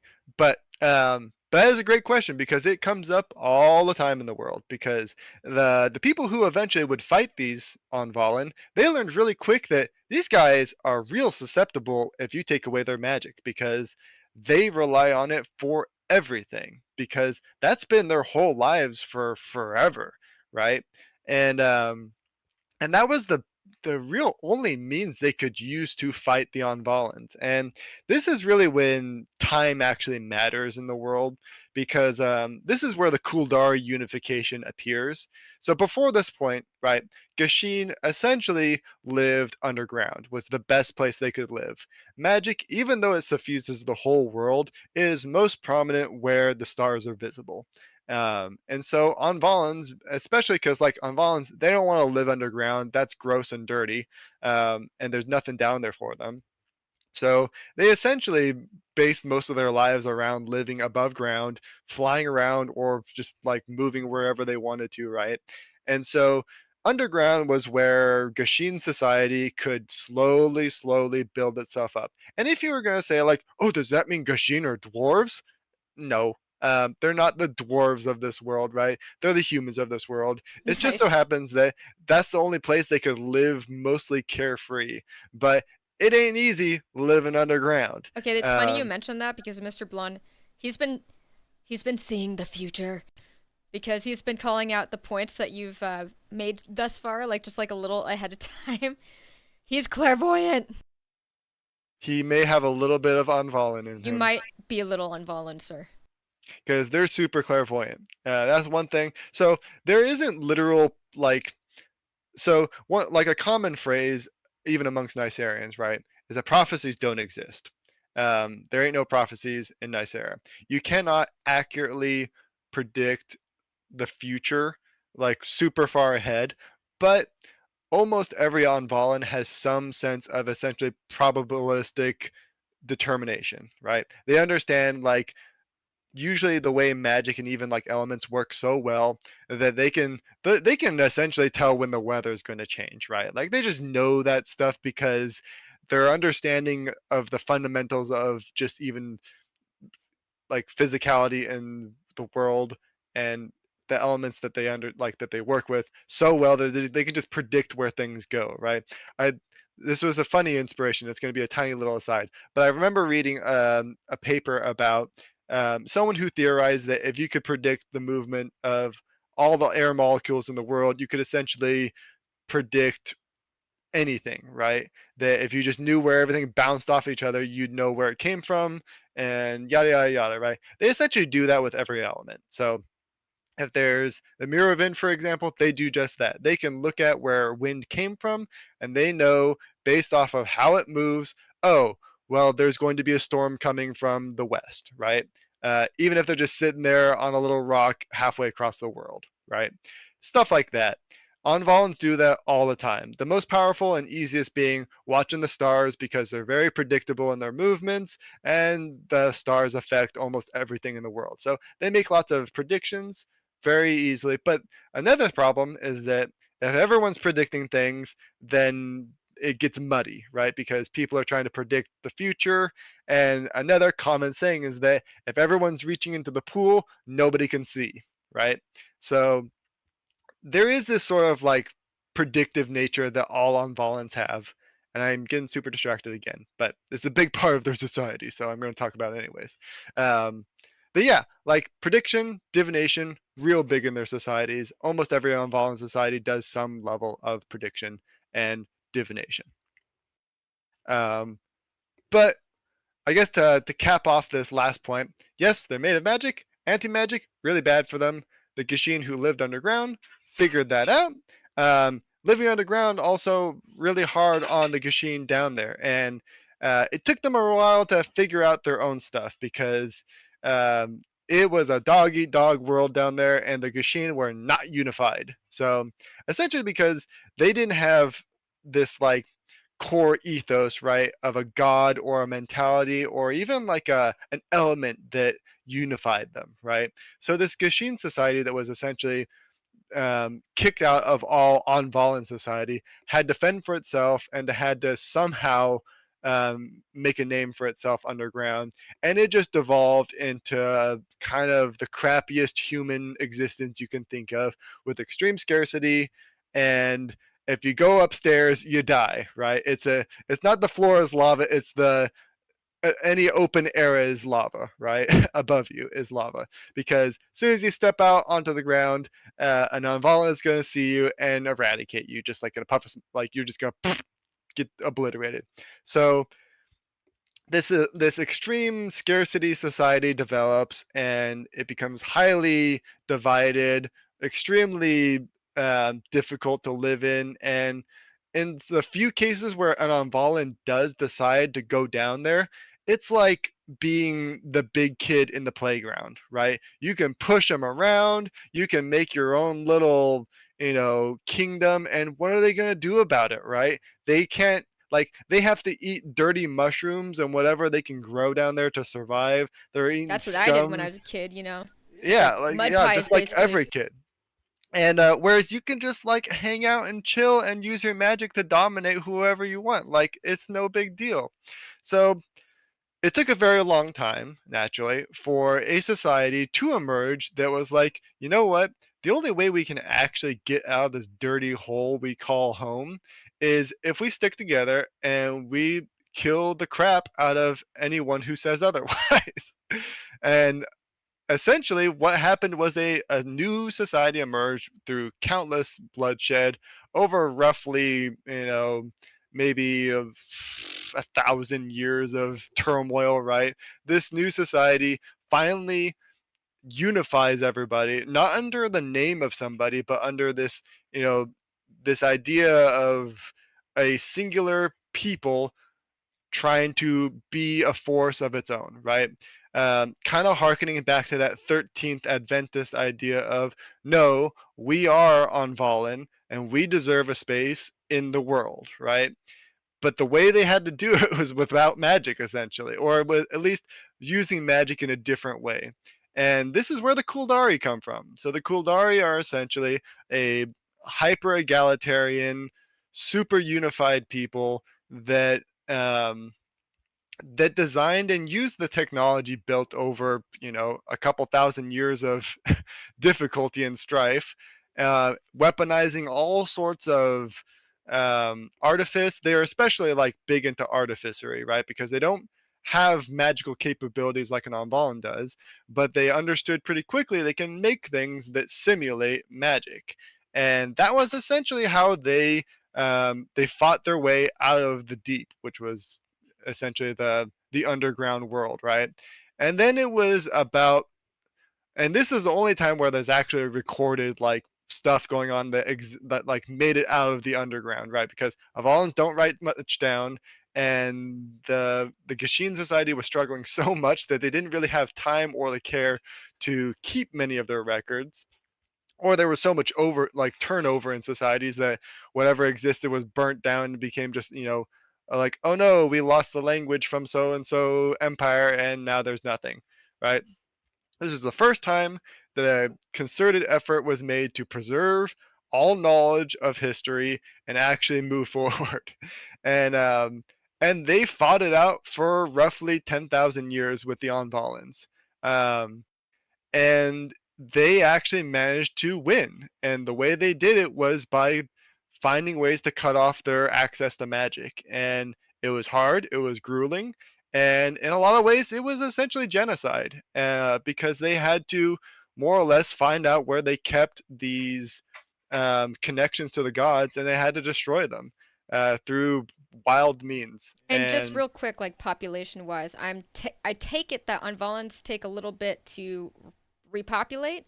no, actually, because but it takes knowledge, right? So the thing that they have the most power, like where their real power comes from, is knowledge, right? They understand so much that they can, like, because on Volans, they can reproduce, like, just through natural reproduction, but they don't care to do that because it's slow, and they actually will just make someone from magic again. So this is a secret that was not, that was not kept from them by the gods. When they were made, they're like, hey, you can do this too. Just make new Ahnvalans, right? You do get this kind of beholder problem. Those of you who know what a beholder is from D&D, beholders essentially create other beholders, right? They just do it out of their brain. They just dream about it, and then a new beholder pops up. But beholders don't like other beholders because they're super arrogant and they think they're the best beholder ever. So they end up killing their own beholders. They kind of have a similar problem in that they're not always going to create a being unless they're in a like mindset to do so, right? Like unless they actually want a new Ahnvalan kicking around with them. And so, and because they're immortal, they didn't really need to, right? So the population of Ahnvalans actually didn't really get that high. It was, of course, like in the millions. I'm not going to say like there was only 1,000 of them. No, there was a lot of them, but there wasn't billions, right? Because they had no need to. Because again, they weren't born out of evolution where the goal is to reproduce and make as many copies of yourself as possible, right? They were made essentially to be like, hey, you can use magic to do whatever you want. Have at it. And lots of them found that they didn't want to have a like family. They don't really because and that's another thing players will come across is Ahnvalans are very cold when it comes to families. They don't have family values actually because they don't really need to. They don't have to raise their children because well, almost every time they create a new child, sometimes like it usually is easier, of course, if you have other people with you. They will literally like 4 or 5 people will commune together and create a new person from magic. But it's just kind of rare because not because they can't, but because they don't really need to or want to half the time. So when they actually like, and when they get in conflicts and people die and whatnot, obviously like, oh no, or like we're being attacked by the Hyathani again, right? They go to war, they fight each other, and some of them die. And maybe they decide, okay, we need to replenish a few more of ourselves and whatnot. Or most often, what they did was they have these essentially repositories. So they're called a kulir, and it is essentially like they, if enough Ahnvala are together, they can commune and create a shared mentality. And it's not really obvious. It's not like a big floating ball of energy, right? And it's also not, as my brother described, the internet. Um, it is essentially like this unspoken connection between them that they share knowledge to make their whatever goal they have as a community easier. And so lots of times they will actually just they know each other well enough that when one of them dies they just recreate them because their memories can be stored in this giant communal understanding of magic. And so say someone really important dies, well, let's just commune for a weekend honestly and remake them. And they'll be different, right? Because they might not get all the parts right, but they'll know that like, well, we essentially understand who this person is through and through. We'll remake them from the ground up. They're just made of magic anyway. So this is really hard, obviously, for the Gishin to deal with because you can kill one of these almost godlike individuals and they'll just come back. They'll just literally come back and just be more angry, right? The audacity that a Gishin could kill them. So the Gishin figured out really quickly that they have to interrupt this way of them coming back, and they did that through these insane creations, honestly, of artifice that created magical anti magic fields so large that they could actually disrupt these kulir, these collectives that the Ahnvala had, so that they couldn't just remake themselves. And that not only could they not remake themselves, but the memories of those people were like obliterated. So it was seen as a huge affront to the Ahnvalan, right? That these because like that was a big no-no amongst Ahnvalans. Like you might kill someone in a dispute, right? That was common. They constantly fought each other. There were wars all the time over stupid territorial disputes, right? But you don't go after the communal connective like tissue of your own society, right? Because if you destroy the community of the Ahnvalan ideal, right, you all lose from that. So they never actually like what they called like a true death, right? You never do the true death on an Ahnvalan society, but Kashin didn't have that problem because they'd been myrtleated so long that they kind of felt like they needed to hit back, and they hit back in the worst possible way to the Ahnvalan society. And of course, it spiraled into this essentially planet-sized war, and it was super brutal. And in the end, the Ahnvalans essentially realized that they had kind of gotten complacent. They had not relied on their biology in any way to, or their society, like a development of a society to fall back on. Right? They had fallen into this kind of ease of having this godlike power, but when Gashin came and kicked their butts through just some clever tricks that was considered unapproachable by other societies. They kind of fell apart, and really quickly, actually. I mean, I can imagine they never had the need to band together because you No, mentioned the Gashin. They had a really bloody time down in the underground until yeah, they decided that the only way they're going to get out is by banding together. Does it seem like the Ahnvalans really would have a need to do the same thing? no, they're really individualistic, actually, because, like I said before, right? Like they were It's kind of like born how with like this. fire like doesn't leap to the other fire's aid when it's being doused. No, no, they burn bright and kind of by themselves, right? They have this sort of self-determination, that's baked into them, of like, you figure it out on your own, and if you don't, then you didn't deserve the graces of the god, right?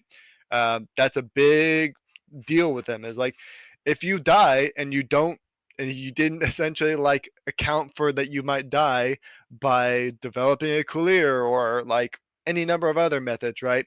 Then tough business, right? You got what you got because you didn't deserve it. It does And remind me of like when like guerrilla warfare when it came out. It was like against the rules right. of warfare and then Yeah, yeah. Think of like when the English, right? When the English were fighting the American rebels, right? And the Americans, the uncouth bastards that we are, right?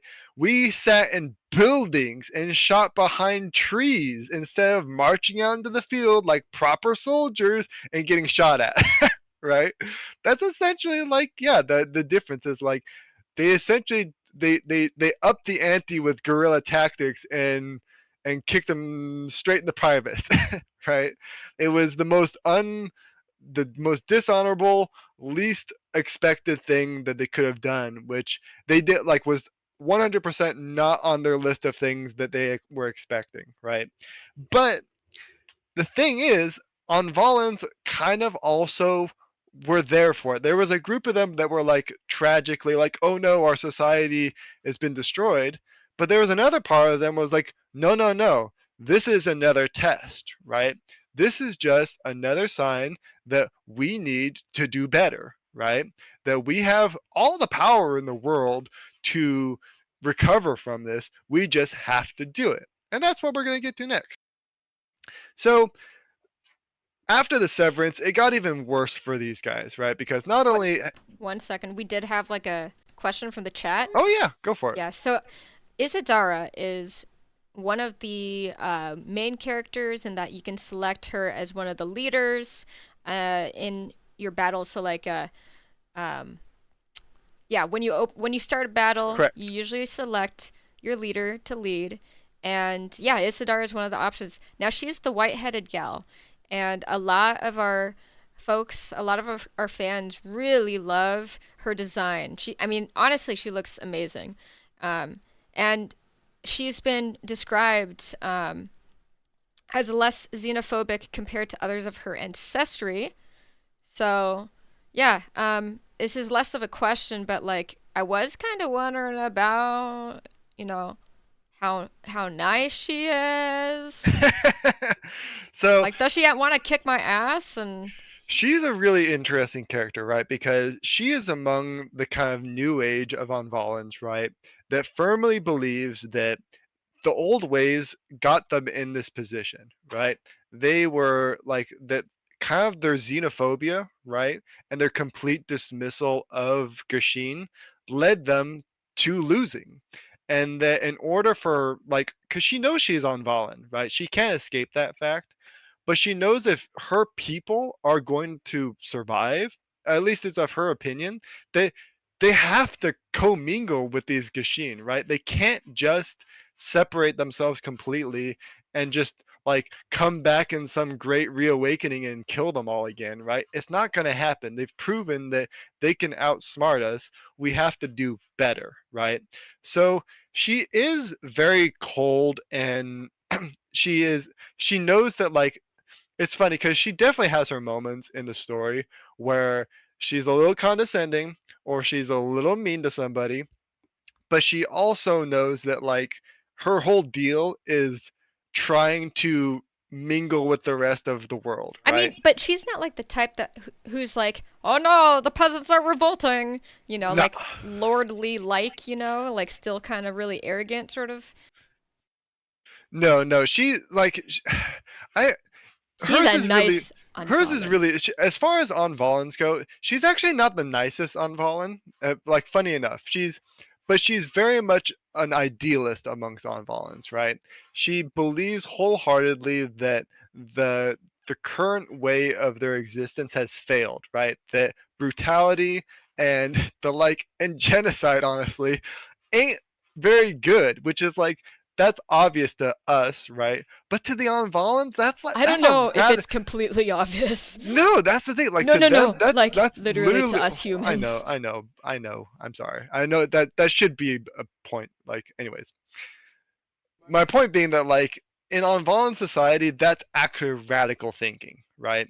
That, like, no, accepting the people that we have believed for literally tens of thousands of years as being less than filth, they're actually not just um, they're not just like on par with us, but they actually might be better than us, right? In some cases, like, they actually might be better than us at building a society, right? Or making a city, or even like doing simple things like blacksmithing, right? Blacksmithing does not exist in Ahnvalan society. This armor that Isadara is wearing is made from magic. She didn't blacksmith it, right? I was She gonna ask about that actually, like, and like a lot of it, and like people will comment on, like, how did you make that armor, and she'll be like, I kind of cheated. Right? Like, her clothing is made from magic, right? She wove it technically, she smithed it technically, but not using any technique that a blacksmith would use, right? She crafted it out of thin air and it fits her perfectly, right? And it has linkages and articulation in it that is just straight up impossible to make by, like, or nigh on impossible to make with just like your hands, but right? if they're magical, why have armor at all? Why have clothes?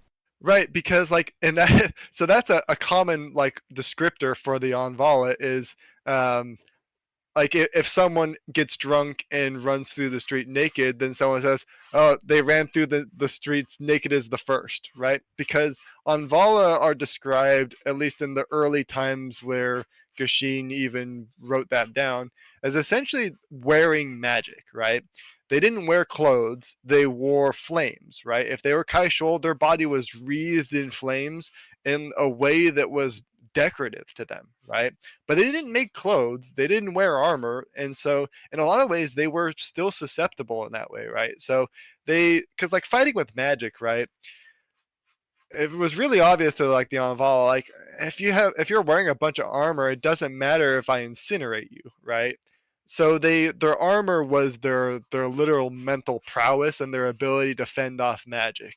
There are some cases, like, if we jump over here, that there are some Ahnvalans who just became metal. So the Veltani, which are they're the metal aspected warrior, like even more warrior based society, they just replaced their whole skin with metal. Excuse me. Um, and this actually is a common thing amongst all Ahnvalan because they learned really quickly it's super useful to have your body metal when you're fighting people that have developed railguns. Like, I just would straight up, like, I would they legit name her Tesla. Tesla. Her name's Belhar. It's not Tesla, Okay. um, but yeah. So going back to, like, to her, right, to Isadara, right, she has a really interesting character arc because she has had very limited contact with Gashin, even though she really wants to be a part of the world again, right? Like she's actually not super ancient as far as most Ahnvalan are concerned. She was born before the Severance, but she was born at a time where their powers were really diminished, right? Because all these cooliers had been cut off from them or destroyed. And so she has kind of limited knowledge compared to lots of her other Ahnvalan compatriots. But she also was born at a time where she saw what the world was like, right? And she lived through the Severance, and she's seen what like Gashin can do essentially. And she knows at this point, like she's more or less like she's the young buck, right? She's the young kid amongst the Ahnvalan who has crazy ideals and is willing to kind of break tradition to do what she thinks is the best for not only her people but for like society as a whole, right? And and so yeah, she will come off as like cold because you know in a lot of ways like that's just their society is just this kind of very at least for some of them. I'm so sorry. Oh man, you guys are too funny. Mr. Blunt said, uh, you said her name is Build Hard, that's metal. That I'm sorry, that was like a little bit ago. But is that what you said or no? That didn't you say It's spelled Belhar, so Belhar. Okay, I Built hard. yeah, Built like a Ford truck. yeah, it did sounded a little bit like that. Her name is Ford F-150. Yeah. Everyone in chat is like, that's very metal. Sorry, real. No, it's okay. Anyways, so as funny as it may sound, Isadara she'll be mean to some people. Like she's not super nice about some things, but she's the nicest Vashani you'll ever meet in the game. Like straight up, as far as like her people are concerned, um, she's by far the nicest. Vashani? Yeah, so Vashani? yeah, Vashinis. Yeah, they are the shinies. Vashani are essentially the first divergence. So they are what the Ahnvalans consider to be the like they never actually diverged, right? Like they were created, they took on the form of essentially the god that created them, and then they decide, nah, I'm perfect, right? I look like our creator, or at least close to it, right? I don't need to change at all. Um, they never diverged into any other element because they associated with Kaitos. Kaitos being the god of creation, the god of like the literal existence and partially of light. Light is very simplistic, and they'll be the first to tell you that she's not the god of light. It's just what magic looks like, is that it's very bright because our dumb brains can only interpret it as really bright. Um, or at least your dumb brains. They'll explain to a Gishin who can't understand that your dumb brain can't figure out that it's not just light. Anyways, so they didn't really need to change much, and but that's why they're described as Vashani. And I have the descript what the actual language means somewhere for that, but I don't want to look it up right now. Um, but yeah, so she's essentially from that group, um, and yeah, so Vashani, that's their thing. They don't always look like her. There's people that essentially they look like a different ethnicity in human terms, right? Whether it be like they look African, they look like African, they look Asian, but they have that still like stark white hair, really pale skin, right? So they have different like facial structures and whatnot. That's just what she looks like. Um, Sorry, I got off track a little bit. No worries. You got off track? I'm like always off track. But yeah, so Isadara is fun because she's essentially turning the trope that most people have of the Ahnvalans and especially the Vashani as being cold, brutal, and uncaring to Gashin life, to the extent that they're like they will just like destroy them on a whim, right? Like not really caring if they kill them because they don't see it as murder even, right? They just see it as like, well, I'm just cleaning house. I mean, Um, that's been, you know what? I was thinking of this for a bit now. Like, is you know Mario like Ahnvalan basically? oh Because my gosh, okay. We're not talking about Mario. okay, Let's move on. So, um, So, real quick summary of how this big event, the Severance, affected them. So, you have the Ahnvalans who were defeated by the Kuldari and by the greater Gashin populace who figured out more or less their weakness. That was kind of their big no-no that Gashin did not care about at that point. They figured out how to stop them from essentially being able to recover quickly from death.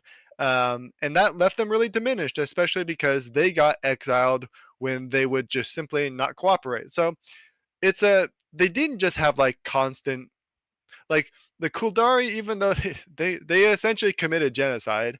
That's like a problem, obviously, in this world, is like you have these societies that kind of despise each other. But one thing that can be said about the Kuldari is that at every stage of more or less the war, they offered peace. They more or less told them, we just want to live on the surface. We can live on just one mountain, right? One place. We don't care as long as we have that one place to live and be treated as a resident of Nysera. That's it, right? They weren't asking to be equals. They weren't asking to be considered, Ahnvalan. They just wanted a space in the world. And essentially, the Ahnvalans at every stage of that said no. Um, they had lived long enough to think of this little uprising as just another weak attempt by these Cretans to invade their space, right? And they were just going to get rid of them again and go back to their business. But that didn't happen. And so when they essentially got pushed to the very brink, the Kuldari told them, "We don't want to kill all of you. It is every single death that you have is an insane loss of knowledge, right? Because every single one of these people is like a library of magical knowledge, and to kill one of them permanently is an insane loss of information that the Kuldari would love to have to improve their societies and whatnot, but the Ahnvalans just they ain't gonna have it. So they more or less told them, we're not going to kill you all. We just won't. So we're going to exile you to these places so that we just don't fight you anymore, because otherwise you're going to kill yourself. Because a lot of these like society, like a lot of these Ahnvalans, they believe like in order to properly be recognized by the gods as worthy, they had to prove it, right? To literally their demise. And that happened with a few of the divergences. Actually, there's one divergence, especially the Hyathani, who they were more or less the only group that the Kuldari decided, yeah, they got to go, because they were the least the least okay with them even existing, and so they fought literally to the last one. And they didn't have to be hunted down because they threw themselves at the Kuldari willingly. And so that was kind of the only group that the Kuldari, kind of by just being around, had to eradicate. And they didn't do it happily. This was not something that like the Kuldari celebrate. In fact, there's a big deal of their society as they essentially believe that for every year of violence or warfare that they commit, they have to spend 10 times that much, or 12 times, whichever their number they decide on is. They have to spend 10 times as much of that in peace, not fighting, not killing things. And they have not hit that level yet by actually the Lords of Nysera. So the Kuldari culture as a whole, not useful for going to war, because they will just refuse. They do not go to war at this stage in the timeline, because they're still doing what they consider to be penance for the greatest massacre of knowledge and life on the planet.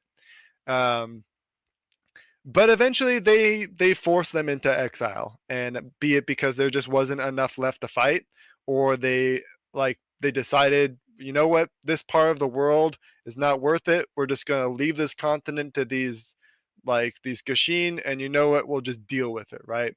The few who decided to do that did that. And by this point, like, their population had been notched down to like roughly 10% of what it used to be, right? So they are already in dire straits. And so this exile was huge for them in the worst possible way. Then the severance happens. So the severance was a whole other deal. Can't cover it in this video, but essentially, suddenly the gods aren't talking to them, and they're heralds, which are more or less their equivalent of angels, and they're just crazy eldritch beings. Most of them, they come into Nysera with a chip on their shoulder, and they start screwing up stuff and destroying everything. And nobody's really sure why, but everyone has to do something about it. And they manage to fend off all these heralds through some shenanigans that are based in the story, and I ain't going to talk about it here. But the result is that the gods are essentially not present anymore, which means literally no knowledge coming to the Ahnvalans. So any new Ahnvalan born at this point can't even commune with the gods and can't even get like baseline level Ahnvalan abilities, right? That means no immortality, no crazy magical development of abilities. They can't create their own from magic anymore. So they're forced into essentially doing it the old fashioned way. And not only are they not used to that, they don't have any idea of like romance or anything. So they again like part of the ethos of like Ahnvalan society, right, is they don't have much of a society. They're so individualistic and so staunchly in their ways with this like crazy magical world that they've been born into that they don't even know how to essentially cope with losing it all, right? They have no means of resilience actually to losing their power. And this leads to essentially the slow decline of their people into obscurity. Most of those who lived long enough have become apathetic and, you know, essentially knowing that their society is doomed because they have no either no will or no means to fight back or recover from it. And so you get very sad looking Ahnvalans like Atranzi here, who is the last of essentially the fire aspected um, Ahnvalans called the Kaishol in the world. There are some who are, you know, like half born, they're born, but they don't have any means to do what the Ahnvalan used to do. So they essentially only look Ahnvalan. They have some like innate biological advantages, but otherwise, for all intents and purposes, they're treated as Gashin by the Ahnvalans, and we'll touch on that really quick because I don't know how long we've been going on for, but it feels like it's been a long time already. So, as far as distinctions go, there's really only two that matter for the gameplay purposes. And that's the first. So because like Ahnvalan are so long lived, right? That there's very few actually that have lived since the beginning, right? And those that have, they are like wildly, insanely powerful compared to like your average unit in the game. The first, as they're called, um, because they were the first to see the world, because they literally sat there and watched it be made. Um, and they're easily the most powerful people you will come across, second only to the literal gods themselves if you manage to. Um, and yeah, they're wild. So Yendar is the first one that you actually meet, and she's on the left here. So that's actually part of the chapter I'm working on, and I won't say any more than that. But otherwise, these are two other characters who are regarded as first. I have other ones, but these were the coolest designs that I like. The other distinction is those born after the severance, or those born with so little communing ability that they're called Tirakel. And as is the case for, you know, once again, they come up with a mean name for them, that being Tirakel. So they don't, in Ahnvalan societies, they don't call them Ahnvalan. They don't see them as Ahnvalan because they are just not up to the level of capability as them. They call them Tirakel, which means born without light or born without creation, or made without essentially magic. And I know that Um, you're on a roll here, but I want to take a pause and just thank those who you know, supported us in the yeah. Kickstarter, because these characters, some of them that you see here, um, actually came Yep. from our folks. So yeah, Yeah. thank Two you of these for characters submitting are. these designs. They're awesome, and you know, Lazy Warlock had a ton of. I think that it's like one of his favorite things to do. Actually, is just make characters with you guys. Pretty So much. yeah, so Lazy, can you tell us a little bit about, just like without revealing anything that you know, like the identities or anything like that? or anything. Maybe if somebody said, "Hey, I don't want to anyone know about my character's secret," or any stuff like that, like give us some really limited information as about whoever's on here that's a player character. Yeah, so all three of these characters are player characters, right? And all three of them are by Ahnvalan Oh, standards I'm sorry, considered. not backer characters. My Ah, bad. okay. Backer characters. That So yeah. this is obviously Isadara again. She's considered Tirakel, even though she's like crazy powerful. These other two on the left, these are both backer characters. So the character in the middle, his name is Azurfidi, and this was a really fun design because the lore behind him is wild because he's he's a really interesting character because if there's ever a character that kind of like encapsulates the kind of turmoil of this time in Nysera, it's him actually. And it was really unique. It was really interesting that the backer that had his, that wanted his design, wanted him made that way because it fits so well into kind of what the problem is of this world right now. He's born literally of two worlds. So he is born both, and you can tell in his design, he's like split down the middle, right? Um, because he's born at a time where not only are the gods not present, but there's new gods being found actually, and it's hinted at pretty much during this chapter that I'm working on. I won't say what they are, who they are, because I want to leave a little bit to those people, but it's kind of this breaking point in the world, right? Where the everything that was old and and very evident in the world. It wasn't mysterious, right? Like these were like fundamentals of the world that people expected to continue on in perpetuity have broken down. And his character is kind of like the distillation of that. He's got this split look to him. He's from both Ahnvalan and Gashin societies, and he is patroned to one of these new gods. And and it was so much fun to design him because it was hard. I will say it was hard because I had to like stretch my creative skills to make him.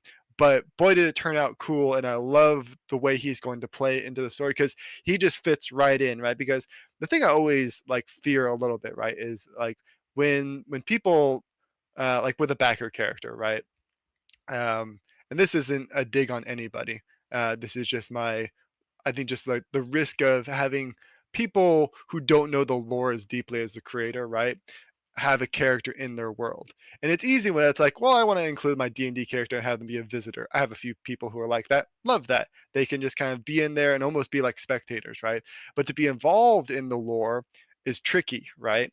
And it was great that his character just like fit right in, almost like a puzzle piece I was missing for part of the storyline because of all this stuff going on. And so that's why, like, I've been blabbing about him for so much because it was such a fun character to make because it was just kind of like a perfect happenstance that it was just the kind of character I needed. So he's got a lot going on with him. There's going to be a lot of cool story elements that he gets to talk about.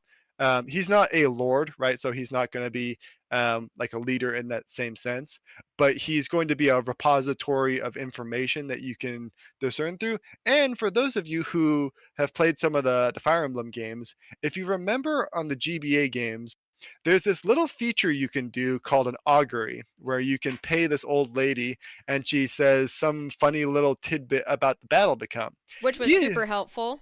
he is the equivalent of that. So his whole shtick is divination, right? And so he's essentially your augury guy. So once you get him in the game, you can essentially have him do a divination before the battle, and you get to hear little hints about what might come, right? Whether it be like where secrets are. This is where you learn about like he gives better hints to like where the secrets are in the game. He gives hints as to like who might be able to be talked to, stuff like that, right? So it was super cool to make him and to fit him right into not only like a mechanic of the game, but just like the actual storyline. So really fun. This character on the left is an example of one of the new divergences. Actually, it's not super new, but but like the most prominent of the new divergences at least. So ice is not like a primary element in the world. Like there's water, and water has always been associated with ice, but it's such a distinct thing that it's kind of always been its own element, and kind of the unspoken, like, yeah, we kind of all know that ice is its own thing, even though it's associated with water. But because of the severance, it was essentially just snapped right off into being its own element, and a whole society was like, okay, this is our element now, and they have their own god to associate with it. This is not the god.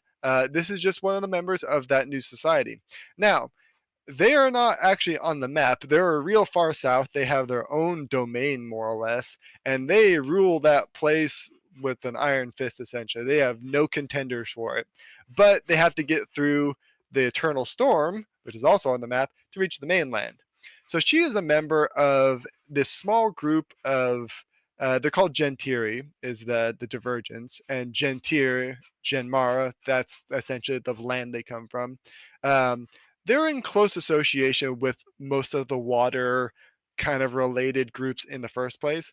So it was not hard for them to have a place in the world because they're kind of already associated with it, but their power as like a people has like elevated even more because now they have an actual elemental domain to call their own.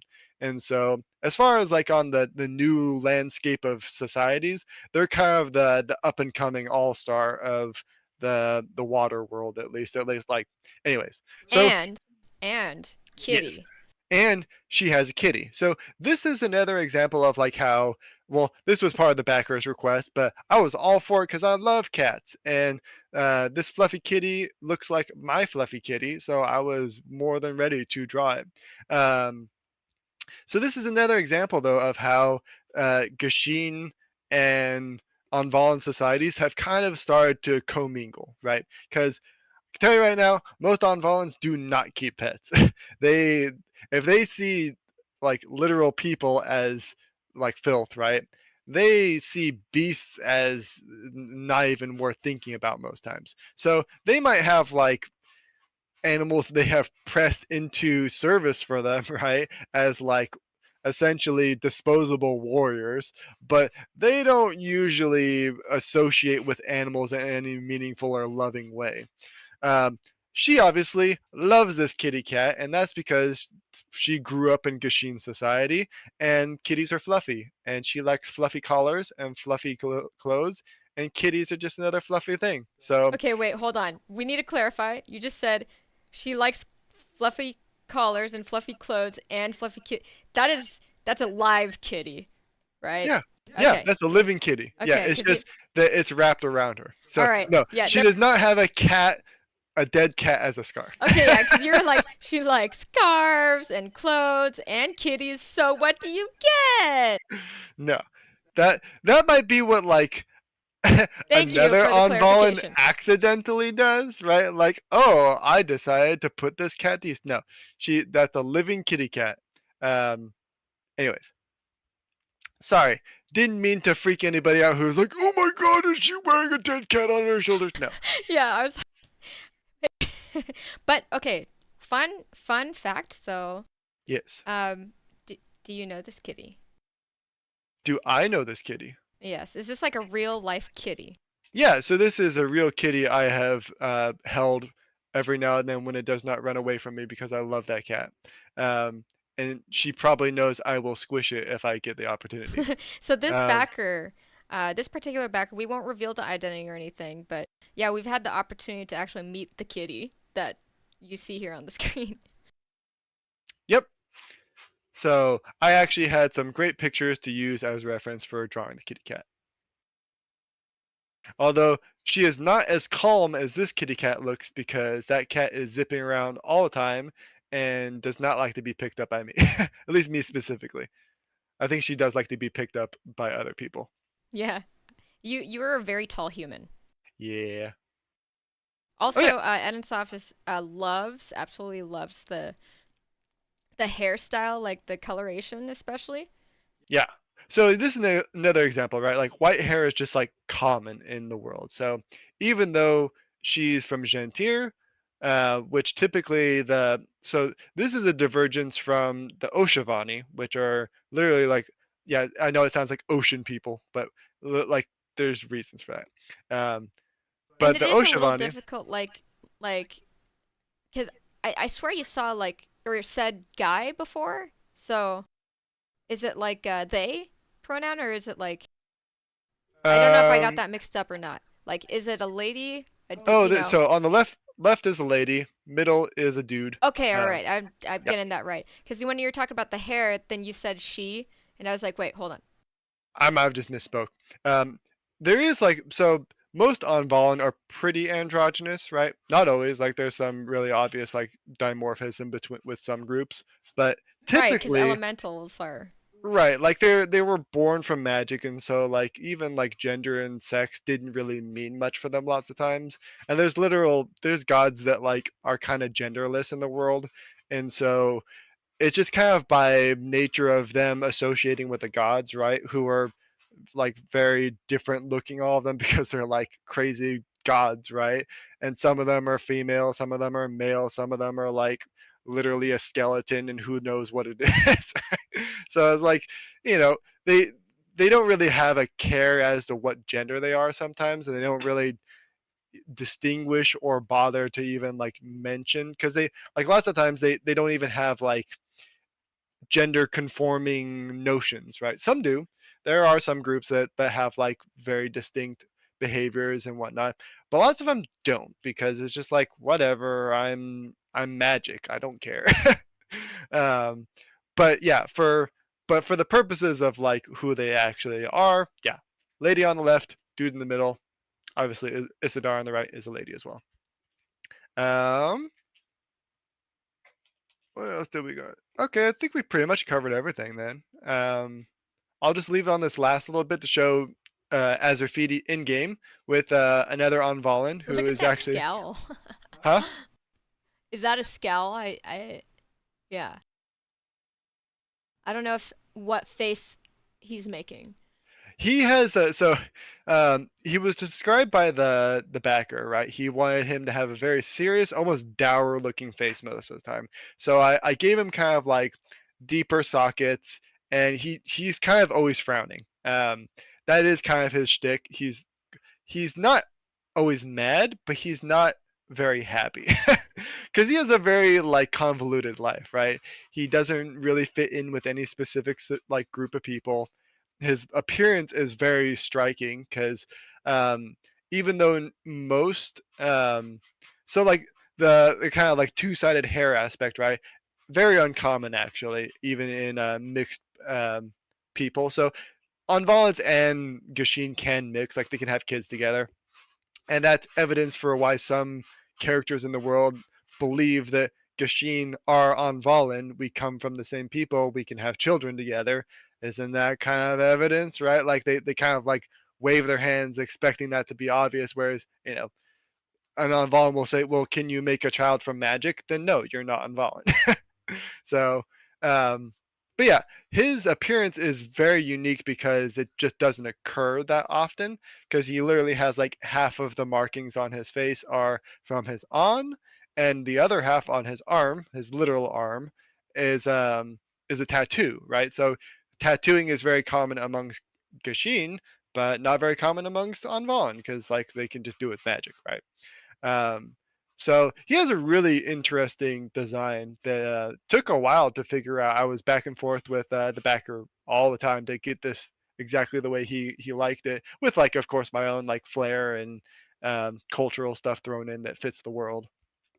But yeah, this little effect on the bottom here, this is his signature spell, which is time stop. So he can actually make a teeny little bubble that stops time from progressing. So that's why the little animation of this enemy has stopped. He's got the little locked symbol there.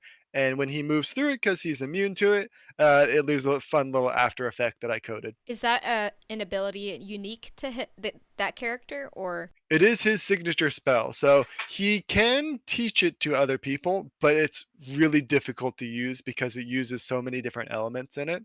There are mixed element spells, so in this case, it's a mixture of order, astral, and void. I don't remember which is the dominant one. I think order, but it might be void. Either way, those are all three high level elements, and they have high level requirements. But because it's his signature spell, he gets a reduced cost for using it. So other people can learn it, but they may not be able to use it right away, or it might not be worth it to use it because they might just like blow away all of their action points more or less to do it. Oh, and we have a in the chat. Yeah, Hey. I'm so excited. Hey. Yeah, so this is actually probably your first look at him in the game. So there's him next to the first iteration of his master actually. So he's essentially been training with an Ahnvalan divination master for most of his life in this tower, which is being attacked. Um, and so that's your first glimpse at this backer character in the game, and And that's the chapter I'm working on right now as nice. Rafidi. So Edinsoft says that he really likes the sprite work there. oh, of just the whole thing or the effect. Oh, Azrafidi's sprite. I'm Oh sure. yeah, as a feed sprout, I can jump back to it since he's here. Yeah, yeah, it was very fun to do. One of my favorite designs. Nice. I also did this little hourglass. That's his artifact too. So all the gods they have their own artifacts, and this is the artifact of that god. I won't go into who it is or what their domain is. That's for you to find out in game. But obviously, it's kind of time themed. Nice, nice. Well, that's about it that we have. Yeah, I know this was a really long one, and so we'll let you guys go. And I just really enjoyed, honestly, you guys' company. Thank you so much, both on YouTube and in Discord. I know some of you too are also working at this time, so like seriously, wow. Thank you guys for joining us. yeah. Are there any last minute questions that Yeah. anybody had? Yes. So Space Pirate Yara says, any new Patreon announcements coming up? And it looks like Hyper is typing also. Ooh, okay. As far as Patreon announcements, I do need to do an announcement for a few little things. I have a thing I want them to vote on in Patreon. So I should get back. I should get to that as soon as I can. Um, I also had another. Oh, what was it? Sorry, I'm blanking on it because I'm tired. But I had another item vote I wanted to do in Patreon, and then I wanted to start chatting a little bit about some of the benefits too, because there is some cool stuff in the works that I'm doing, and I wanted to share a bit of that. So Cool. And then let's parking lot that real quick because we have two more questions. And I yes, don't know how much time we have with these folks. Like, some people are right working on and their stuff. time. So okay. So Astrophedi says, um, so currently there's no plan for gender as far as their character. And their question is this: is there a possibility of love stories or lovers synergy effect? Yeah, so romance is definitely a thing in the game. There's just regular, so they're called companion bonds, more or less. Um, there's friendships which go up to level 3, and it's based off of their aspects. So they have like different little elements that are associated with them, and as you increase that companion level, they get a benefit from being within their leadership range. Which leadership is like essentially how far their influence is on the map. People who can romance each other, though, they're unique romances, so you can't romance everybody. Sorry for those who want to ship everybody with anybody, um, because they get 3 extra conversations that explore their romance as well, and that ups their level. So the romance, they essentially can have really high um, support bonuses just from being near the person that they're in love with, and then they get like an extra additional little effect of increased critical rate just by being with their lover. So if once they have a lover, right, then they get even higher bonuses than normal. So there's definitely a romance aspect to it. Awesome. And then Piper's Hyper asks, are there any little Easter eggs in the game or secrets? It's pretty much one of their favorite things in the game. Yeah, so I love Easter eggs and secrets actually, and there's a lot of goofy things I have already added in that are super fun. Most of the Easter eggs are usually calls to my favorite stories or comics or shows. Recently, I just added in a secret for one of my favorite movies, which is, if you haven't seen it, it's called Nope, and it's about UFOs. And I made a reference to it No in the game. spoilers, lazy. Well, it's Like it's for the movie, I'm talking. I I'm know, I saying. know. Like, it's pretty clear from like the just the image of it that it's No, about it's UFOs. not. Okay. The point is, though, I made a reference to it, and it's super goofy, and I love that I added it in. Um, and it looks like the item that you get from it essentially looks like something from the movie, um, but it's a item in the game, right? And so that was a fun reference. I also made a really cool reference that I really like to my favorite animated show, which is Adventure Time. There's going to be a lot of Adventure Time references for those who have watched that series, because it's my all-time favorite animated show. And I added one in where essentially a character can get like a spear version of Finn's mirror sword. So stuff like that is all over the place, right? And there's even some really deep cut stuff for like Fire Emblem fans, right?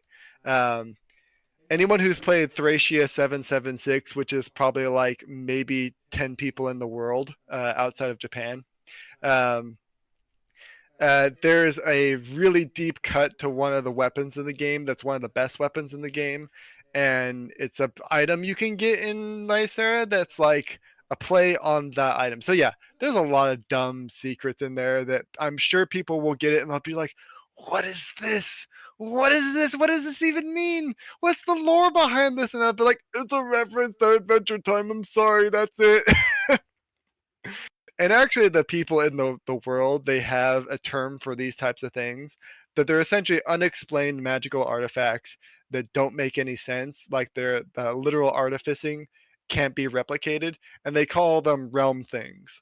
They're things that are literally from a different realm that don't play by their rules.